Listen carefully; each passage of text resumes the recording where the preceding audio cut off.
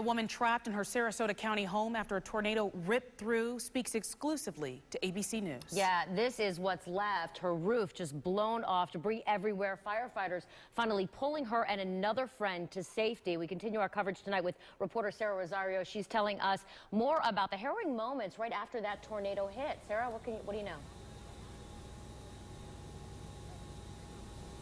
Guys, it took firefighters 2 hours just to get to Nancy DeVito. As you can see here, the roof collapsed on top of her, and then she was trying to run to another part of the house, and she was trapped inside when it happened. Thankfully, she lived to talk about it, but her home here, as you can see, is a total loss. God wasn't ready for me. Nancy DeVito is counting her blessings after surviving a tornado ripping through her Sarasota County home early yesterday morning. Waking up to the sound of wind and glass rattling, she tried to run, but it was too late. It happened so fast, I didn't have time to really be afraid until it happened. And then I was scared. I thought I was going to die. The roof collapsing, trapping her inside, a pipe bursting just feet away, and she's stuck face down in darkness. The water rising, the tornado cutting off all electricity. I thought I'm either going to drown or I'm going to die.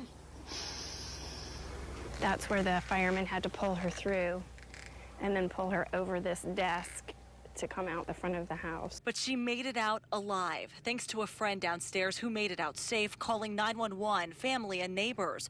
All while Nancy says she's screaming and banging on the floor, hoping someone would hear her. Finally, I heard somebody call my name, and it was my neighbor. That neighbor climbing to the roof, all he could grab was her foot, letting her know help was on the way. While Nancy was sent to the hospital, family, friends, and neighbors helped clean up. But one group of strangers touched their hearts the most, a Christian disaster relief group called the Church of God in Christ Mennonites. All these men and women, their wives, and before we knew it, they were packing everything downstairs. They were sweeping. They brought everything to storage and didn't ask for one thing in return. And then they were gone. It's like angels. Now Nancy and her family want to say thanks. You helped us salvage so many things, and we couldn't have done it without you. And we're just so grateful.